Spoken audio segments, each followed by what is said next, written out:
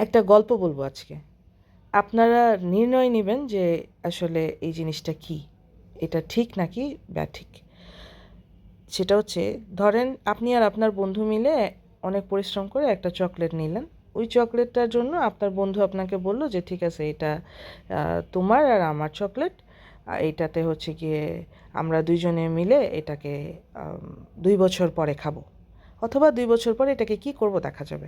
But যেটাই করব সেখানে তোমার অর্ধেক থাকবে, আমার অর্ধেক থাকবে।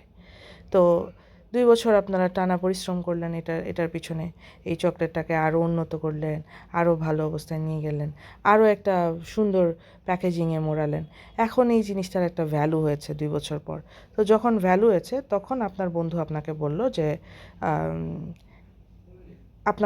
যে আসলে এই চকলেটটা আমি আমার ফ্যামিলির নামে, আমি আমার নামে করে ফেলতেছি, তুমি ওয়ার্কিং পার্টনার হিসাবে থাকো। তো আপনি চিন্তা করে দেখলেন যে ওয়ার্কিং পার্টনার হিসাবে থাকলে তো এই চকলেটের মালিকানা আমি পাচ্ছি না, এটা তাহলে কিভাবে কি হলো, এটার তো আমি মালিক ছিলাম।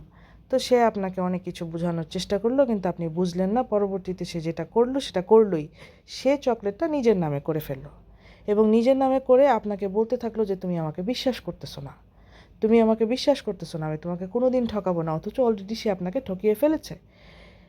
এর পরবর্তীতে আপনাকে বিভিন্ন ধরনের অফার করা হলো এবং আপনাকে চকলেট থেকে বঞ্চিত করা হলো, আপনাকে অনেক ধরনের অনেক কিছু বলা হলো।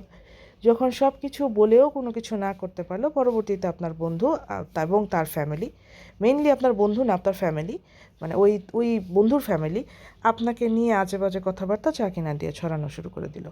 এবং তারা বলতে থাকলো যে আসলে চকলেটের আসল মালিক আপনি ছিলেনই না, চকলেটের মালিক ছিল আপনার বন্ধু।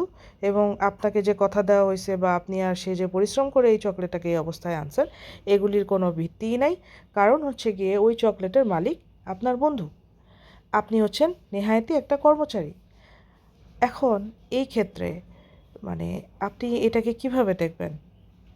এই জায়গাতে আবার তারা আপনাকেই বলে যাচ্ছে যে আপনার বিচার আল্লাহ করবে, কারণ আপনি খারাপ করছেন, তাদেরকে আপনি করে দিছেন, খুবই খারাপ অবস্থায় ফেলে দিছেন।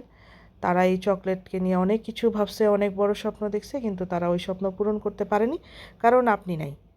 তো ওই স্বপ্ন পূরণ করতে না পারার এদিকে আপনাকে যে ঠকানো হয়েছে প্রথমেই, আপনাকে যে ওই চকলেটের মালিকানা দেওয়া হয় নাই, এবং আপনাকে ফিল করানো হয়েছে প্রত্যেকবার যে আপনি হচ্ছেন গিয়ে ওই চকলেটের একটা দায়িত্বপ্রাপ্ত কর্মচারী, যেটা কিনা সঠিক না।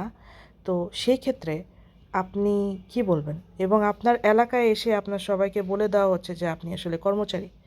তো আপনার কাছে কেমন লাগবে এই ব্যাপারটা? আপনি ওই বন্ধুকে কোন দৃষ্টিতে দেখবেন, এবং আপনি এই পুরো ঘটনাটাকে কোন দৃষ্টিতে দেখবেন, আমাকে জানাবেন। এবং আপনাকে যখন বলা হবে যে আল্লাহ আপনার বিচার করবে, তখন আপনি এই ব্যাপারটাকে কিভাবে দেখবেন, কমেন্টে জানান প্লিজ।